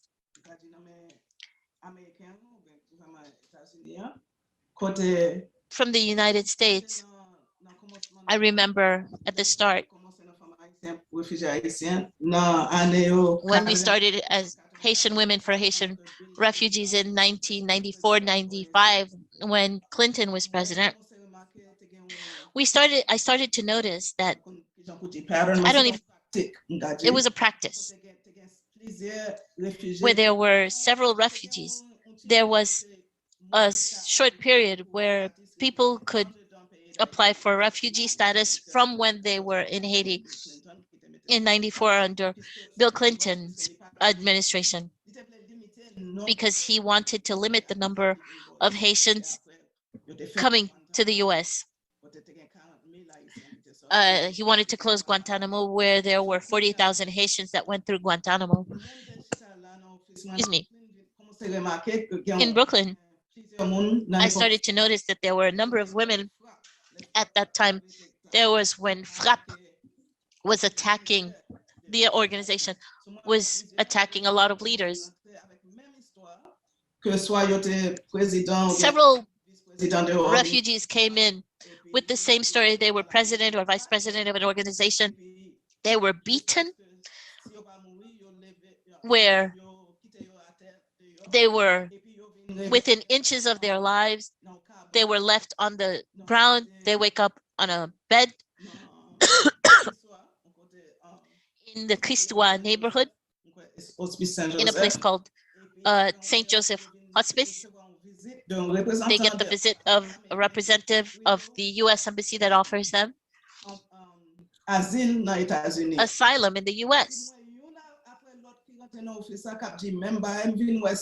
after the other, they would come into the office and say the same thing. And I saw that this was an actual practice where they targeted people. They went directly after them.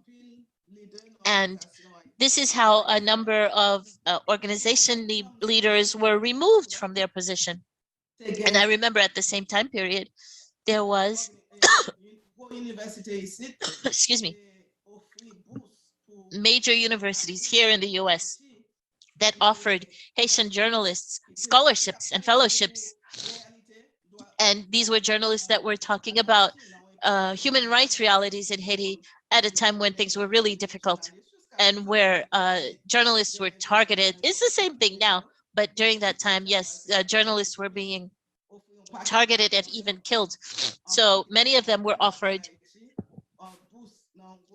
fellowships, even though they were doing good work in Haiti. To this day, as we work with people who are coming in and applying for asylum, I have noticed in these last years, even right now, there are representatives of women's organizations that are on the ground in Haiti that are survivors of rape, working with women who are survivors of rape and all kinds of violence. They target them because of the work they do, also with other people who come after them. They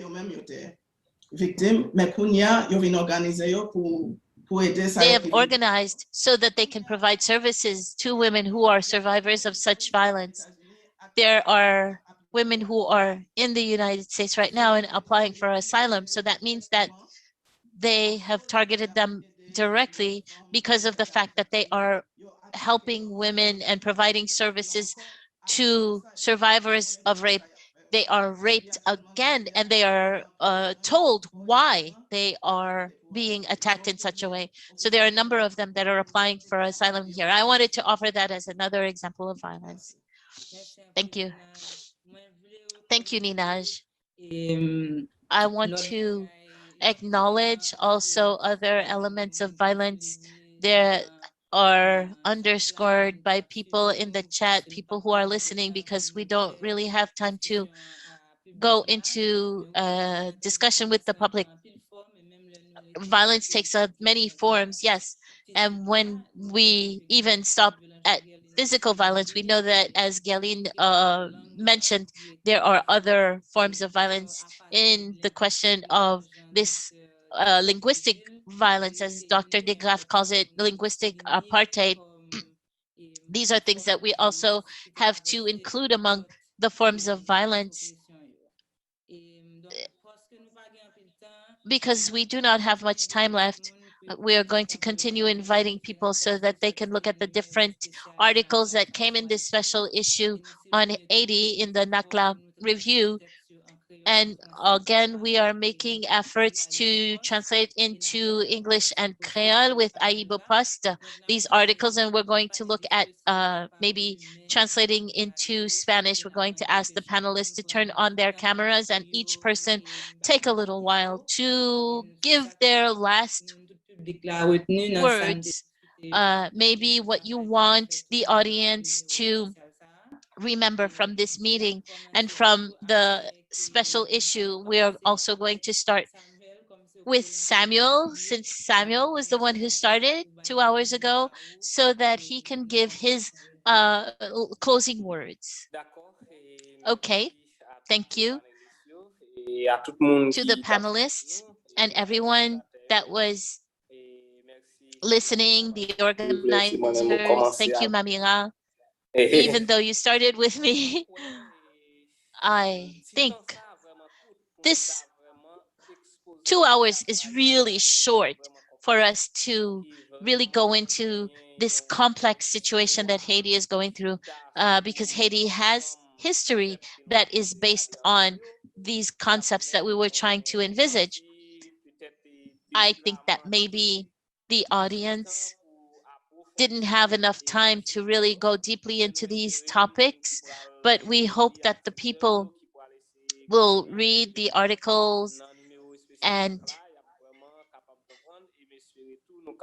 who watched, maybe they can better understand, and maybe there will be further spaces where we can discuss the various points. I would like to, especially for the people who have been listening and following this, who are living outside the country, whether it's diaspora or foreigners, for them to remember. I would like for them to understand that it's important for them to really seek to understand the true reality of Haiti under its different points before they take any kind of position, because there truly is ways that many images of Haiti, the way we talk about what is going on in Haiti, especially with the right-wing media that are truly not reflecting the true reality in Haiti. I would want it to draw people's attention to that. And the way they look at the concepts really do not go along or are not in accordance with the reality of the Haitian people. And in that sense, I think indeed that we are in a period where there is a need for solidarity, but this solidarity has to be solidarity that is based on our true reality.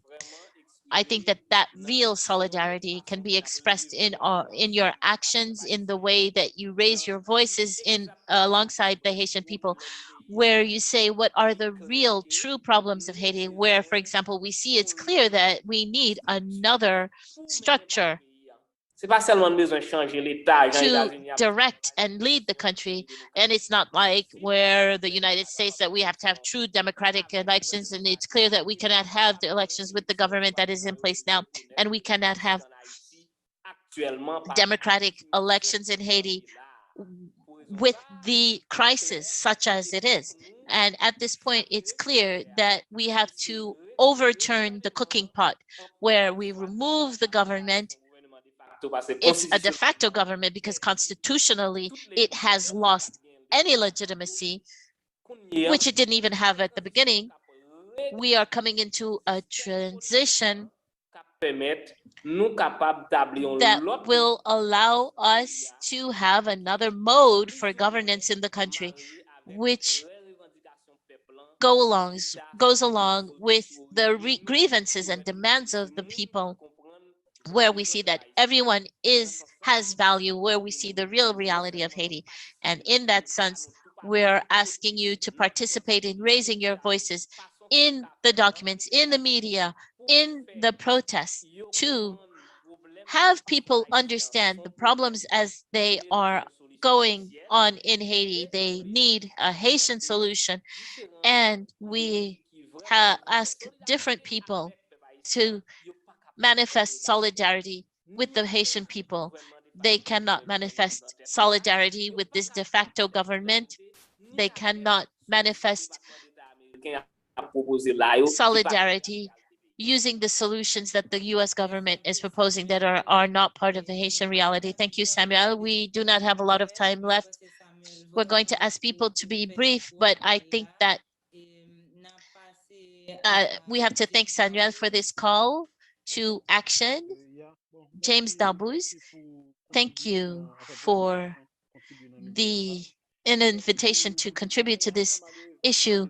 Thank you for the debate. Unfortunately, the time was really short, so we didn't have time to develop everything, but I think that Samuel said the essentials in terms of conclusion.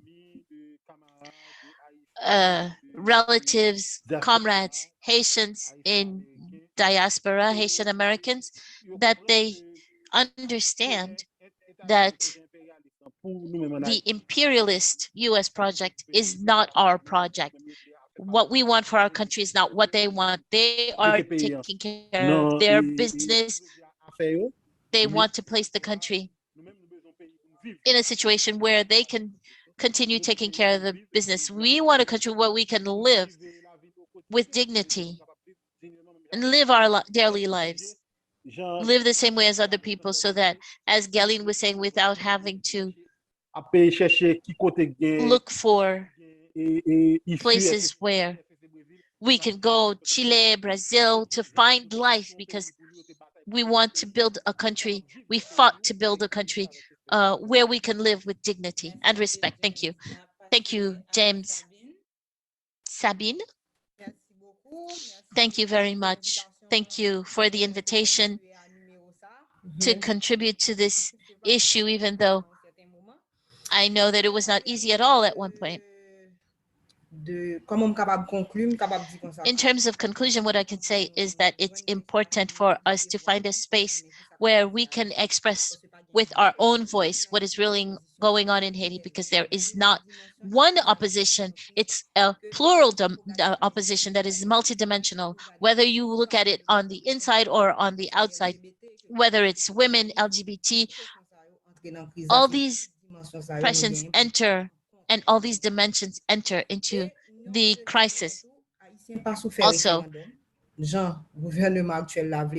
Haitians do not want to undergo this referendum, as this de facto government has been trying to say. We want to sit down and decide on what path we will follow as a society. And this strategy of shocks is not what is going to bring effective solutions. We do not want what the president is asking for, which is intervention by the UN, because they bring cholera, illegitimate children, rape against men and women. It does not bring anything positive or constructive. We do not want those kinds of people in the country, because their project is a project of death, and the project of 1804 is a project for life. We do not want these people to speak on the international level for us. The U.S. Embassy, UN, they are not qualified to speak for us, because all they do is reinforce this project for death.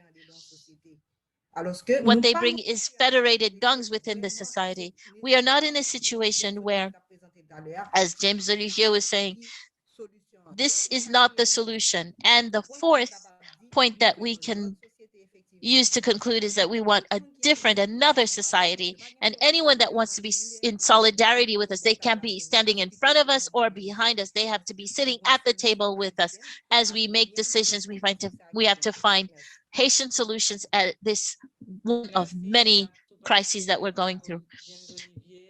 James Olivier, quickly, I want to say thank you. Thank you for the work of the team that is present here and inviting me to take part in this debate. Thank you to the panel. It was a good panel, and I'm not going to say more. Samuel, Sabine, and James Dalbouz already said a lot about the crisis, but the only thing I can say is that whenever there is a crisis and you don't find a real solution, you just have a cosmetic solution, it becomes, it festers and it spreads. So the problems, I don't like to use the word crisis, as Sabine said. We need a change of paradigm. We see that the political crisis is the one that is most apparent, but there are many other crises that are eating away at the society. They talk about 4.4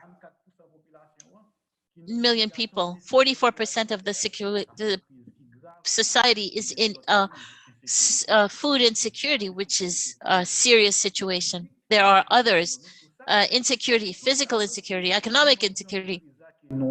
All of these things are dimensions of the crisis that we didn't really talk about today and that need a solution. Thank you very much for this panel. Thank you for the publication, and I'm inviting everyone to read every single article in this issue, because they are valuable. Thank you very much. Gerline's turn. Thank you for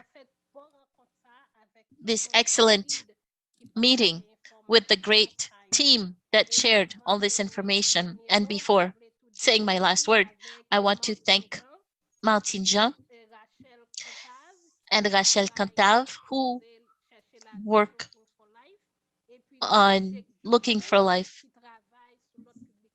and others who worked on the publication along with the rest of the collective.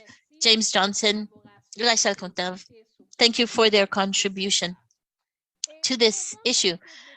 I wanted to end by mentioning when we said that internal violence, I want to have you know how right now, as we speak, there is a crisis with Haitians who had to flee and look for a way to make a living. They are stuck on the border between Mexico and the US. We know that they are on the border, but in addition, they are on 10 borders between Brazil, Chile, Venezuela, Panama, Mexico to come to this country. And we see the consequences of internal violence are incidences of external violence, where every day the United States deports even pregnant women, very young babies, 2-3-month-old. This external violence that are consequences of internal violence, we have to demand that they stop. It's like they look at Haiti, where they created a system. They put the country in a hotspot. While the house is burning down, they take babies and pregnant women, young men, young women, and they drop them in this burning house. What excuse is there for us to continue suffering such violence? This is why my call to you who are here, who are in Haiti, who are in the US, everywhere, for us to raise your voices against this violence. Call on President Biden, who came to the Haitian American community to say that he's going to be their champion. We do not want the same things that happened as what happened under President Trump to happen under President Biden. We ask that all these forms of violence stop. Stop deporting Haitians that are looking for life outside of the country because of the situation there. We demand that TPN be given immediately. TPS. What can they say to us when Venezuela has TPS? And Haiti is in the middle of the fire.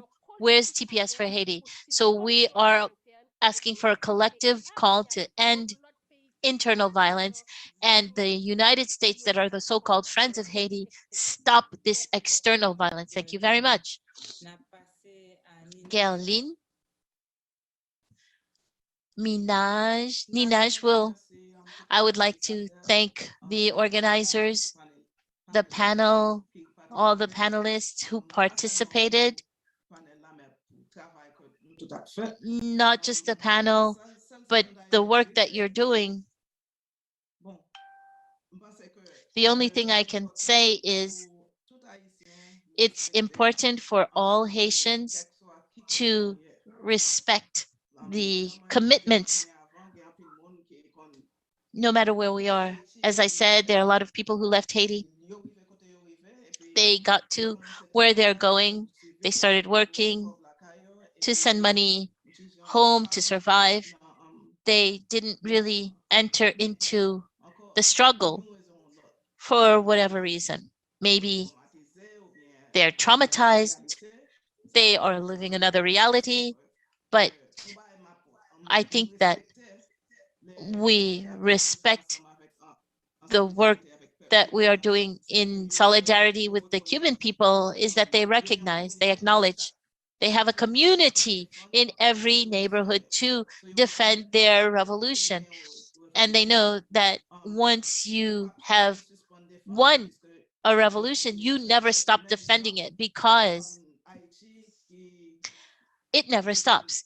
Haiti, which became independent since 1804, for our whole lives as Haitians, we have to defend what we earned and gained. We are not allowed, I don't know the word in Creole, we can't afford to just stand still.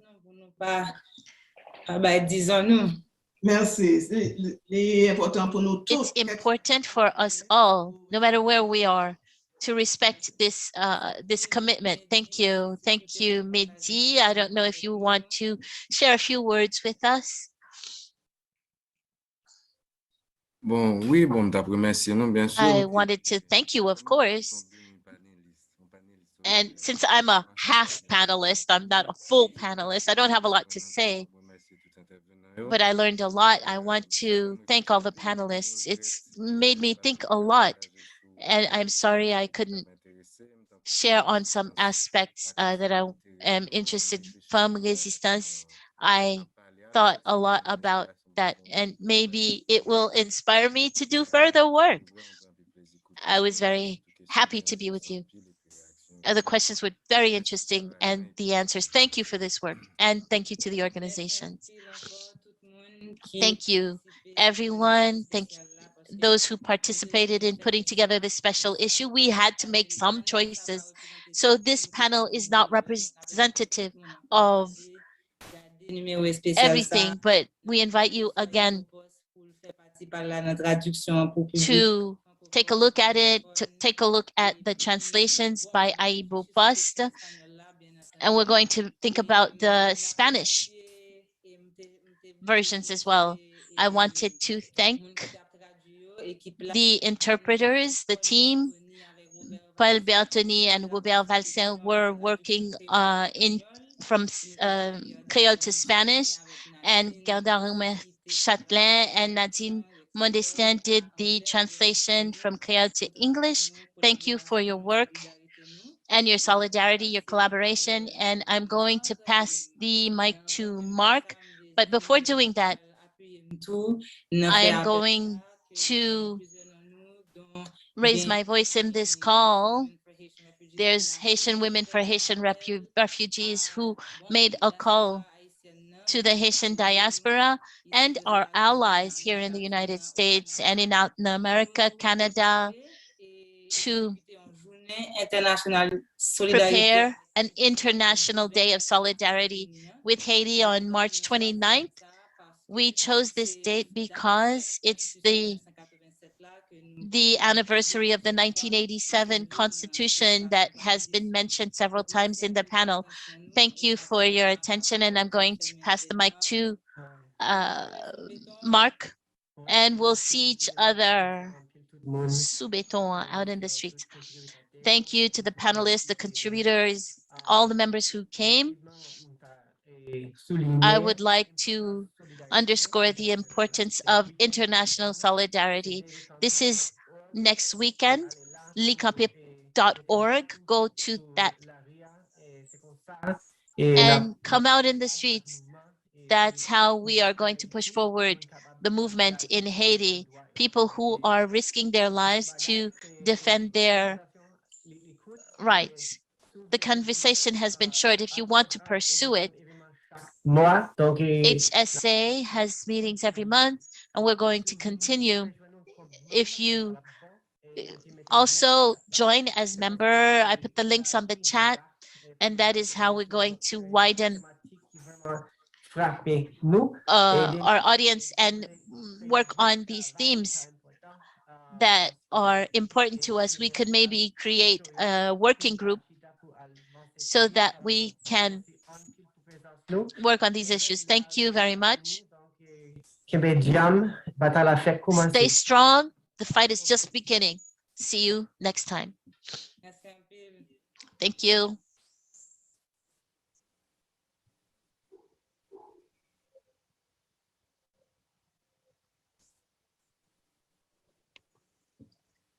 I don't know if the panelists are all leaving. When we stop the recording, we can discuss amongst ourselves. Is it possible to stop recording so maybe we can have a quick chat among the panelists, please?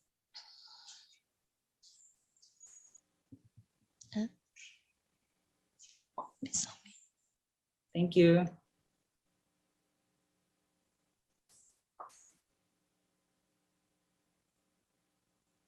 Pour mon cap traduit, nous arrêter si nous voulons, mais travail là fini. Merci en pile. Et par contre, si panélistes qui étaient te voulaient partager quelques impressions, merci Gerda, quelques impressions sur panel là, que je nous senti nous, est-ce que nous plus ou moins satisfaits, même là nous pas arrivé dit tout ça nous t'avait dit. Par exemple, nous Gerline Ninage qui là, avec Olivier James, Mehdi, Samuel.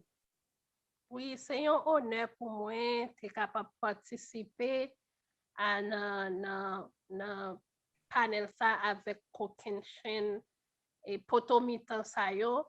Et gagner en pile, moi pas vraiment connaît, moi pas travailler avec eux, mais Nina